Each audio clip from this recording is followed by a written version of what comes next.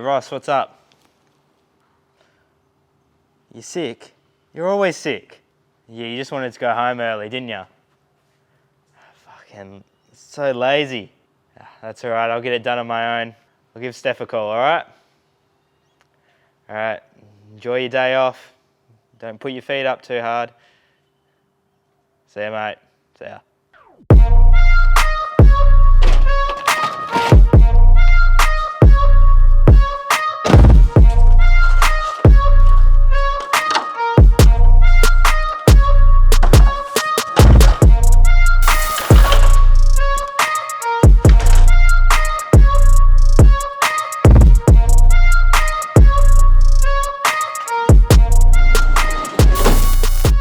Hi guys, welcome back to Brillare team.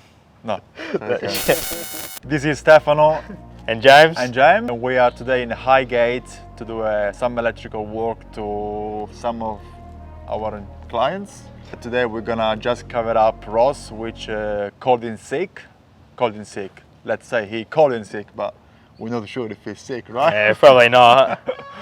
And today we got a few jobs, which includes IXL heat lamp replacement, few power points, installation of LED buttons. Yeah, and fix some garden lights up. So let's get in and we'll show you how we do it.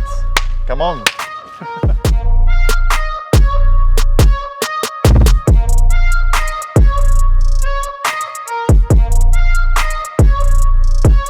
Yeah, easy done. No stress. Alright guys, so first job of the day, we're going to replace this LED button above me. We're going to be putting 2 downlights in instead to give a more softer light and so it can be dimmable in the future. So I'll take you through how we do it, quick and easy. Just follow me.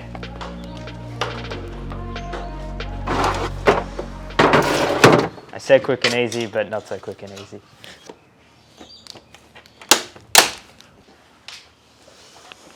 Lucky it's being replaced.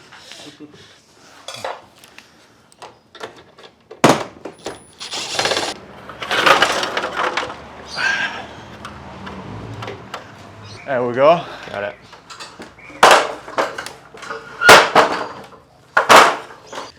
Alright guys, so we've just turned the power off at the switchboard and then we're just going to disconnect this light here. Steph's going to give me a hand to take it down and then we're just going to quickly measure up a couple downlights each side. Gonna fish the cable across? Yeah, we've got to fish the cable across, get this cable to one here and then we'll loop another cable over. And easy done. This is the cheapest stud finder you can ever find in the market. So usually we measure up the diameter of the downlights that we're gonna cut and we bend the steel just halfway through. So when we spin around, it will make the same diameter as the downlights. So we'll make sure that he's about here. So the way we use it, we go in the spot where we want to drill the downlights.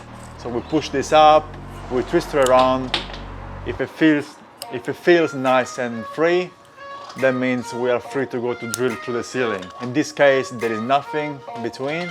We can feel there is no timber. So this location is ready to go to drill our downlights. We have a Milwaukee tape measure, Milwaukee impact driver, Milwaukee drills, Milwaukee underwear.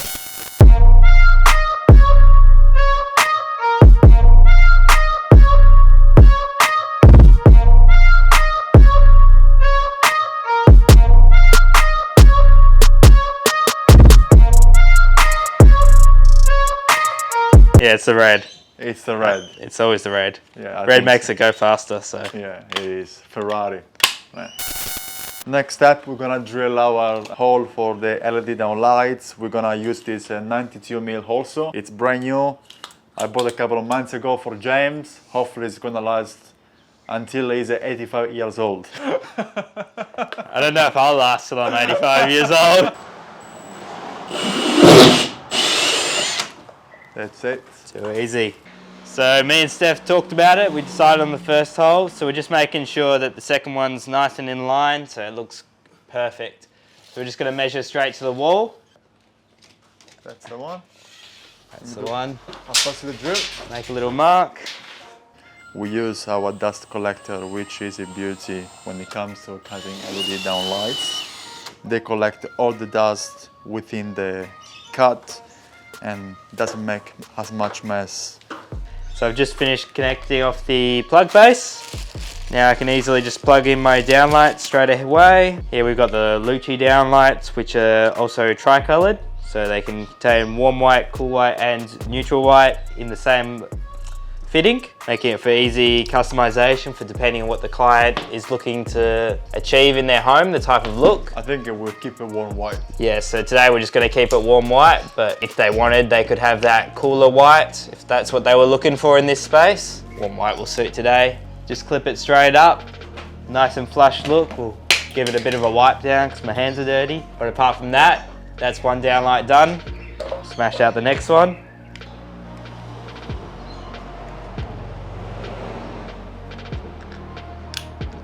There we go, love a good quick connect. That was the fastest connection I ever seen in my life.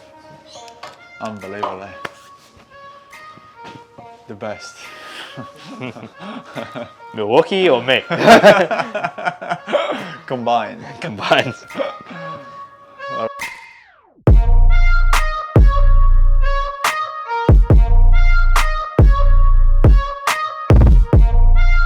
So now that we pop the downlight up, we're just going to give a quick clean to the area using this sugar soap wipe, which is our preferred way to clean. It's really good for just getting rid of finger marks and cleaning other dirty surfaces, and they're in a really easy format.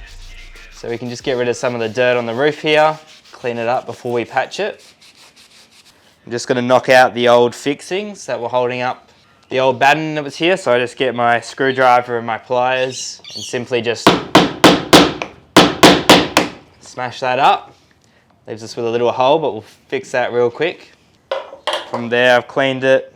Now I'm going to grab my spacker fill, just get a little bit on the end here.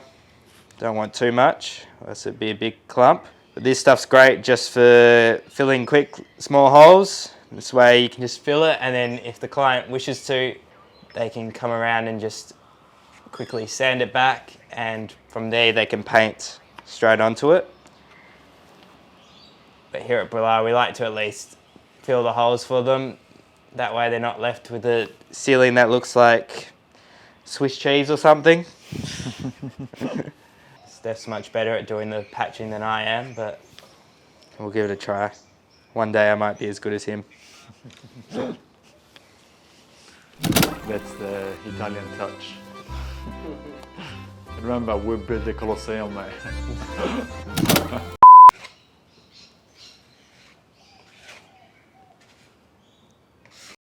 Alright guys, so right above me is the old IXL unit. While the lights still work and the heat still works, you can hear obviously that the fan motor has completely gone. So we're going to replace it today with a new Lucci Air IXL unit, which has both heat, light and exhaust fan in it. So I'm going to grab my tools, grab my drill, my pliers and my screwdrivers, and I'll show you how we're going to change it over today. Follow me. Metropolitan, that's who it is. They're plumbing. If they turn up, run. Run, he says, run away from this. Two plumbers from two seemingly independent businesses working on the same job, both raking in more than $800 an hour. If you want to sleep at night, don't start the process with Metropolitan. And this should take 10 minutes. You've probably heard of them.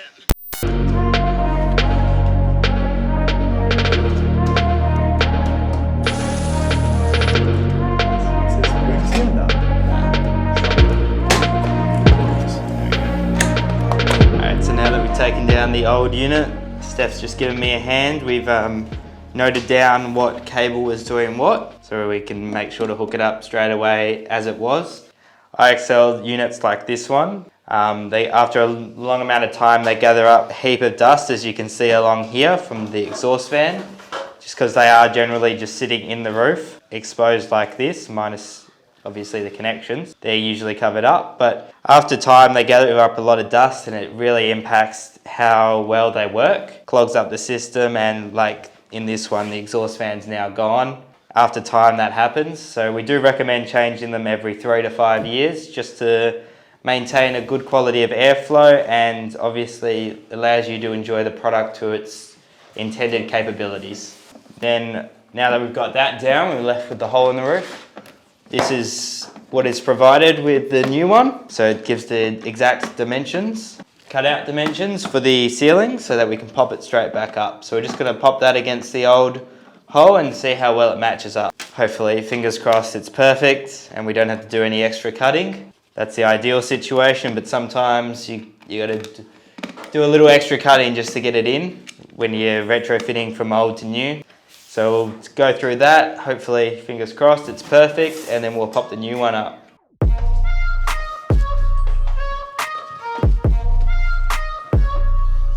We put in the bin.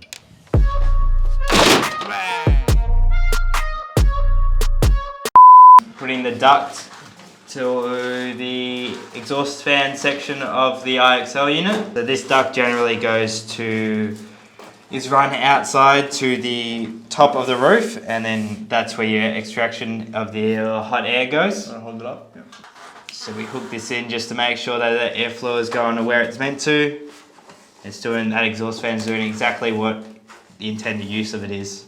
So here we have Stef's Fluke multimeter. This is what we just used to check the voltage at the terminals on the fan, just to make sure that there's voltage there, because we are having some trouble with it actually turning on the exhaust fan and then the light switching. So this multimeter is able to measure and detect voltage, current and resistance within a circuit. Fluke's one of the top leading brands in terms of instrumentation that records and measures electrical data such as voltage, amperage and current, as well as all your other basic measuring. I've lost my words, out of words.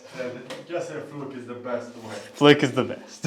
So I just finished connecting that one up, even though the terminals were pretty rubbish, if I do say so myself. Really small, didn't make life easy, but we're just about to turn it on, and we'll just make sure that all the cables are in the correct spots for their function, because we weren't entirely sure, so we've had a chat with the client, see what he was looking for in terms of switching, because this one has a bit of a difference in heat. So this one's got two separate heats compared to the old one, which only had the one. So either the lights are all going to have to come on together, or the heats will have to come on together, because there's just not enough cables down the switch to facilitate them being separate. But yeah, we'll test it out. Hopefully it works first time. I'm pretty confident. And yeah, make sure it's all good and the customer's happy.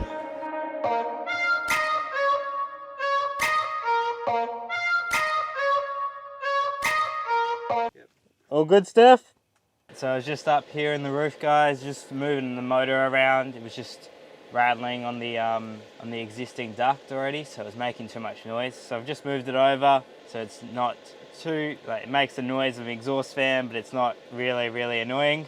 Apart from that, I've just checked the timber for Steph. He's just drilling some downlights, and then we're just gonna hopefully fix one of these starlights that aren't working. I'm just gonna take a look at that now. Welcome to the roof.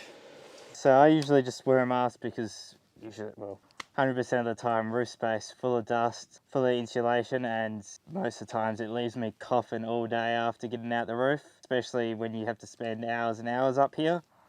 Today I've got lucky and there's no insulation in this roof, so thank God I don't have to get out and I'll be itchy all day. I'll be a-okay, but yeah, the roof isn't the most pleasant space to be in. You know, you do what you got to do, but if you can, call the professionals, get us to come do it. We'll struggle for you.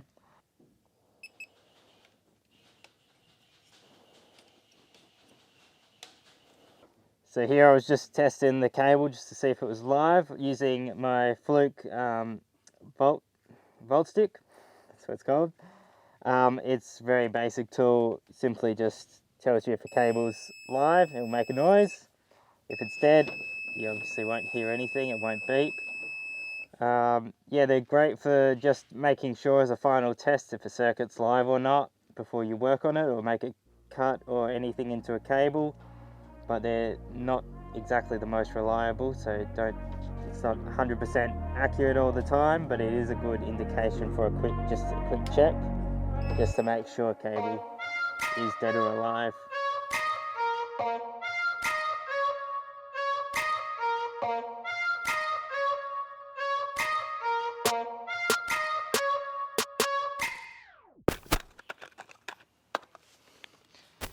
Alright, so I'm just taking a look at these outside garden lights. See, not have any power at the other ones. It's the only one I have any sort of power at. So just gonna open it up, try and see what's going on. You can see what's doing? No, you won't see it. Just that light.